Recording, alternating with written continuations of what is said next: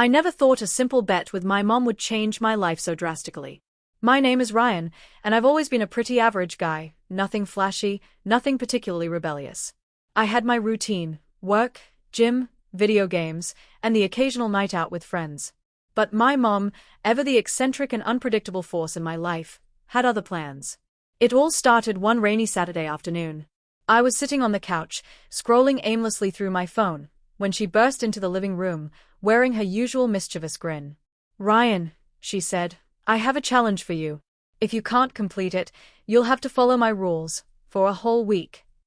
I raised an eyebrow, already sensing a trap. "And what exactly are these rules?" I asked, wary. "Oh, nothing major," she replied with a wink. "Just wear whatever I choose for you: heels, skirts, makeup, the full experience. You'll be living as a girl for a week." I laughed at first, thinking she was joking. But the gleam in her eyes told me she wasn't. She laid out the terms. If I lost the bet, I'd have to do exactly as she said. No arguments. No hiding. And there was no backing out. My heart raced at the absurdity of it, and a part of me, a tiny, curious part, felt a spark of excitement. I'd never tried anything like this before. Yet the fear of humiliation, the dread of my friends finding out, and the thought of walking around in public like this made me recoil. Despite my protests, my mom had a way of pushing me into the unexpected. She was always experimenting with life, and somehow, she wanted me to experience something completely outside my comfort zone. "Think of it as character building," she said. "Or life experience. Or both." Her grin was infuriatingly contagious, and before I knew it, I had reluctantly agreed. The die was cast, and my fate, heels, skirts, makeup, and everything, was sealed. That evening, my mom guided me through the first steps. Standing in front of her enormous vanity mirror, she handed me a pair of black stiletto heels and a delicate, short skirt. My stomach churned. "Put them on," she commanded, her tone playful yet firm. My hands shook as I slipped into the skirt, feeling the unfamiliar sensation of fabric brushing against my legs. Then came the heels. I gripped the back of a chair, my knees wobbling as I balanced myself. For the first time, I felt a strange mix of vulnerability and thrill coursing through me. My reflection was a stranger, yet strangely captivating. Next came the makeup. My mom, a skilled artist in her own right, guided my shaky hands through foundation, eyeliner, mascara, and lipstick. Each stroke made me feel exposed, yet there was a quiet fascination building inside me. I caught glimpses of a version of myself I had never seen, softer, more expressive, and undeniably alluring. The experience was intoxicating, like stepping into a mirror world where my usual identity faded and something new emerged. As I practiced walking in the heels around the living room, my mom clapped and offered corrections. "Chin up, shoulders back, hips sway slightly," she instructed. Each step was a challenge, every wobble a reminder of how foreign this world felt. But beneath the awkwardness, there was a growing confidence. I found myself enjoying the way my reflection moved, the way the clothes accentuated shapes I had never noticed before. It was thrilling and terrifying. Of course, there were boundaries to navigate. My mom made it clear that the bet wasn't just about clothes, it was about embodiment. I wasn't allowed to retreat into my usual self. For a whole week, I had to live fully as this other persona she'd crafted for me.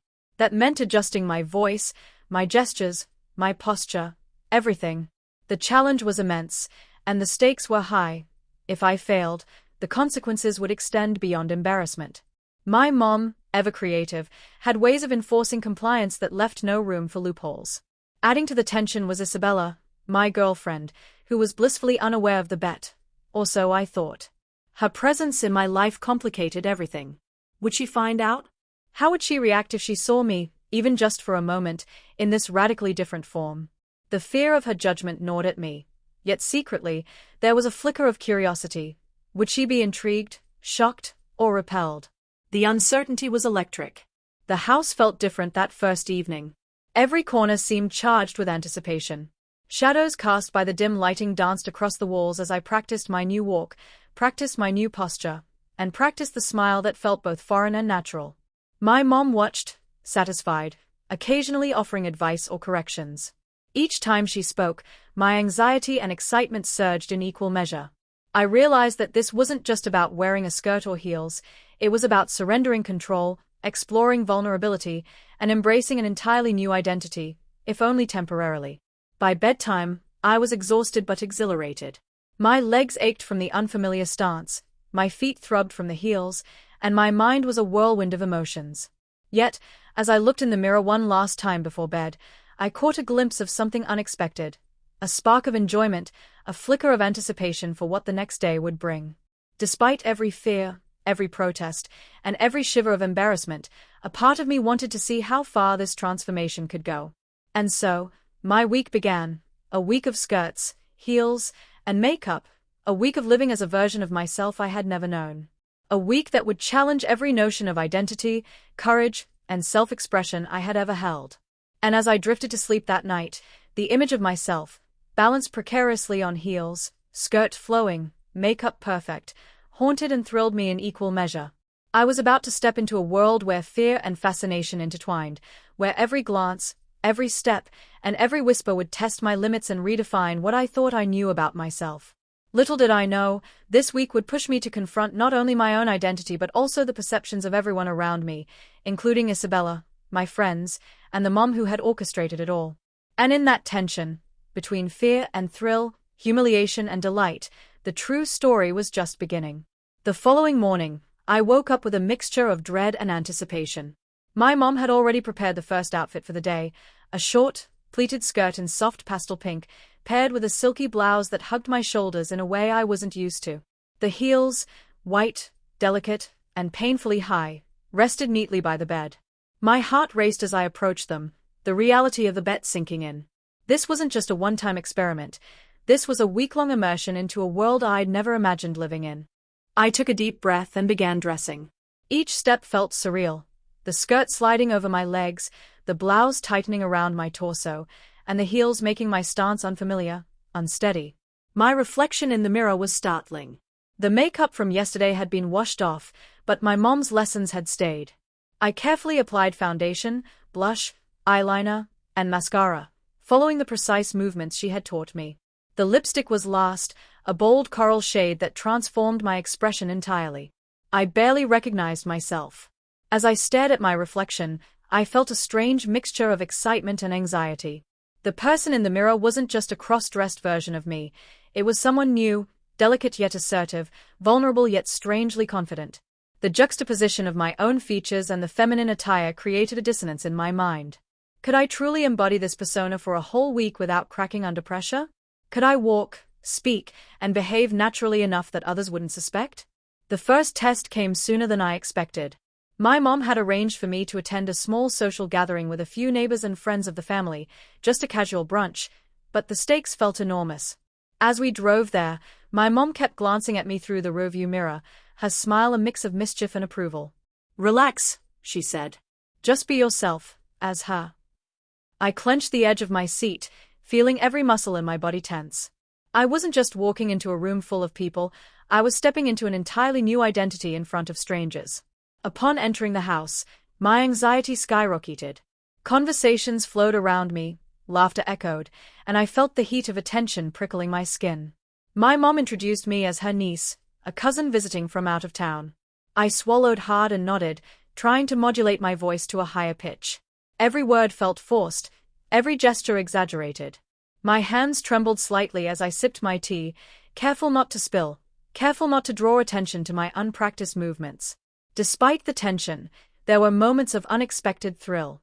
A neighbor complimented my outfit, remarking on how elegant and stylish I looked. My heart skipped a beat. The validation, however small, was intoxicating. I found myself adjusting my posture, subtly swaying my hips as I walked, testing the heels with cautious confidence.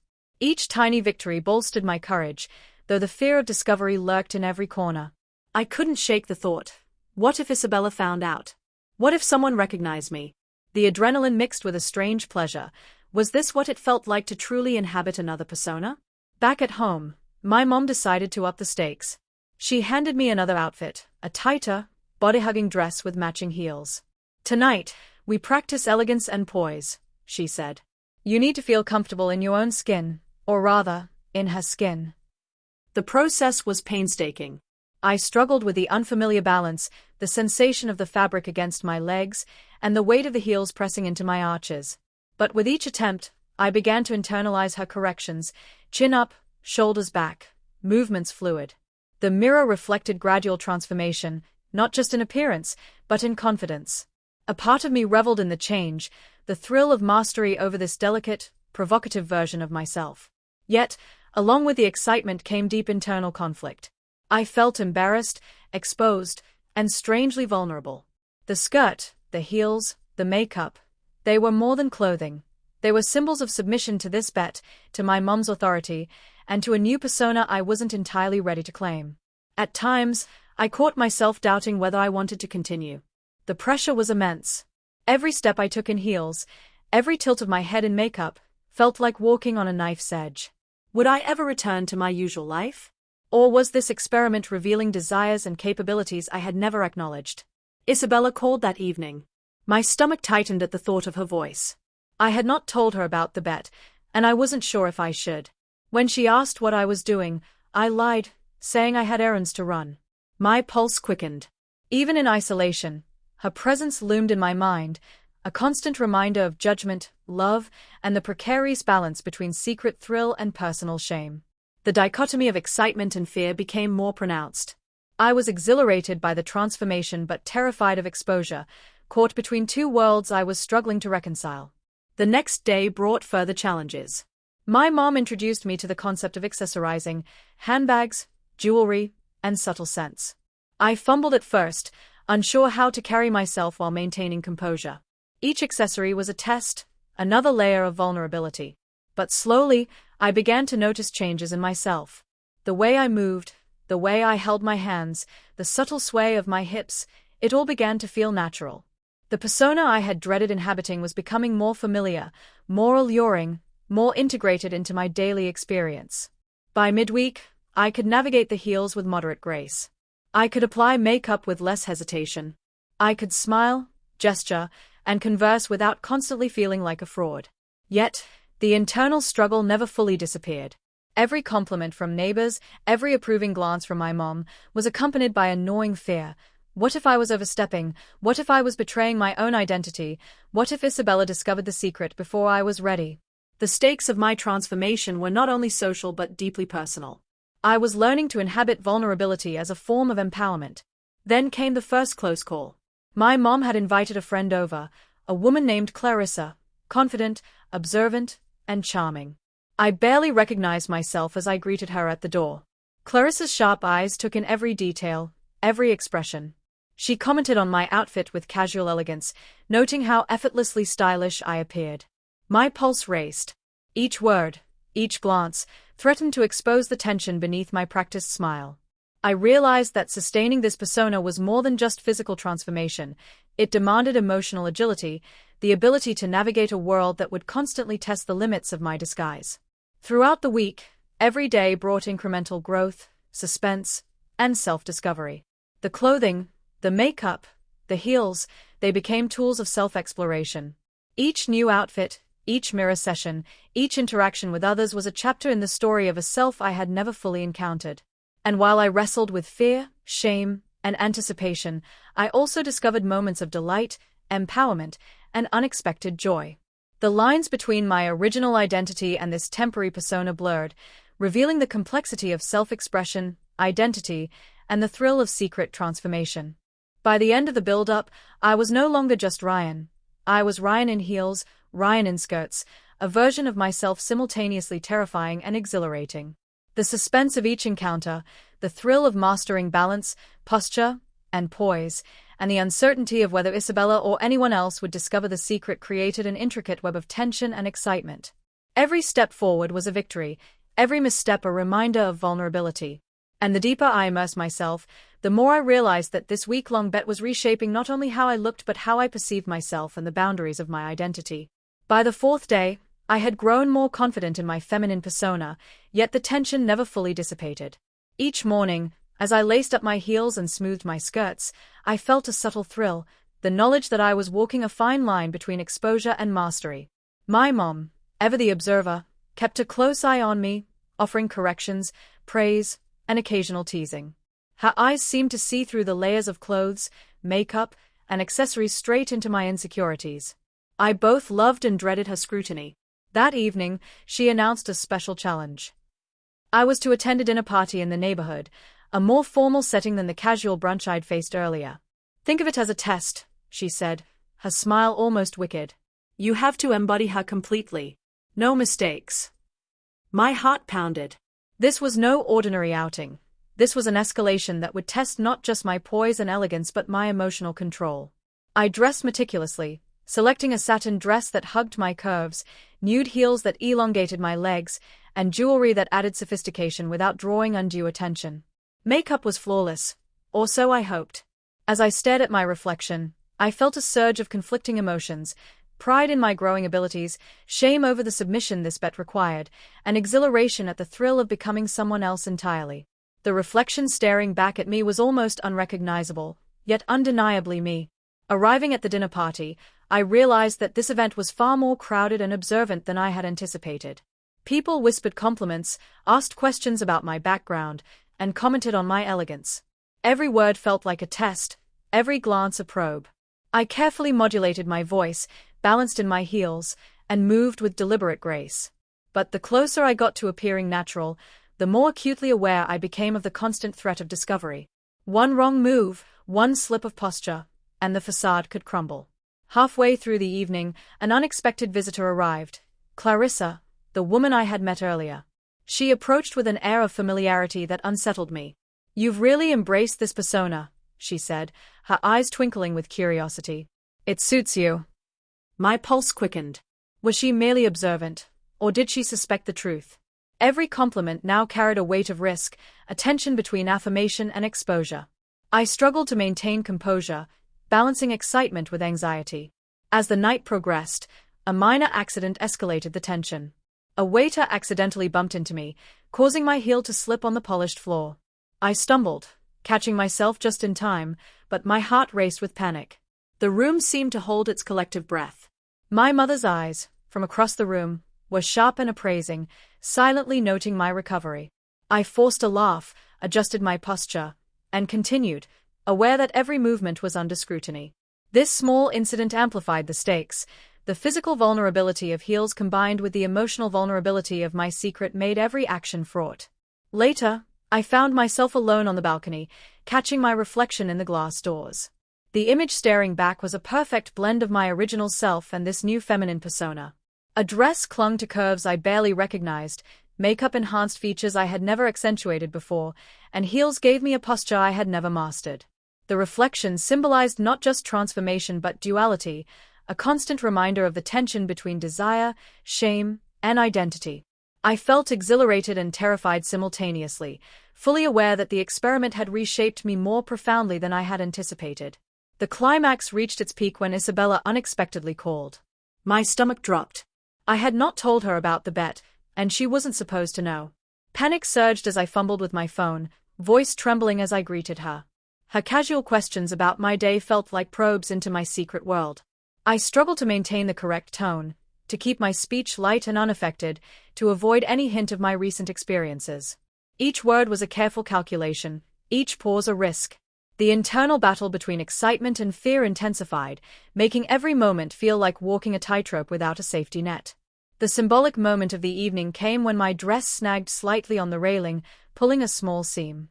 I froze, aware that any adjustment would expose my hands to observation.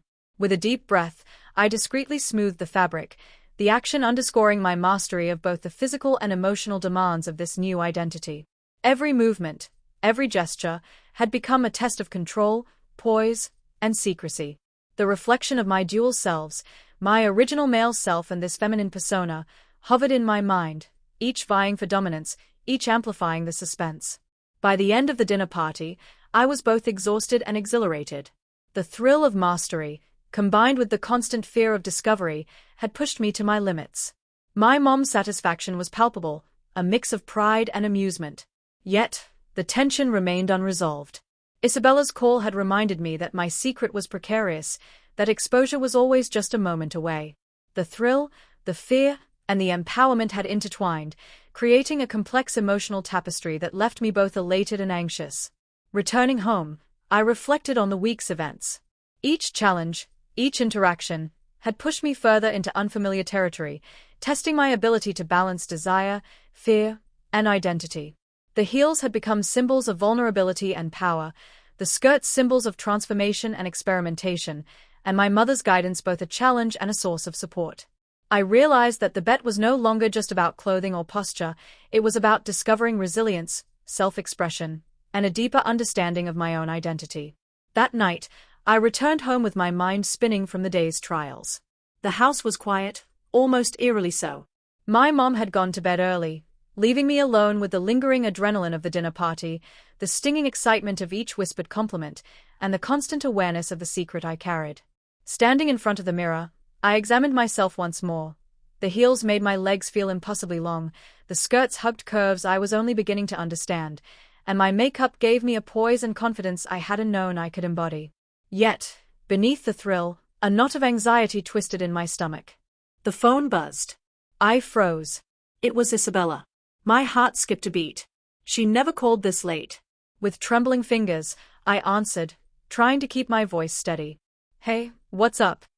Her tone was casual, too casual, sending a wave of suspicion through me. Nothing much. I was just thinking about you, she said.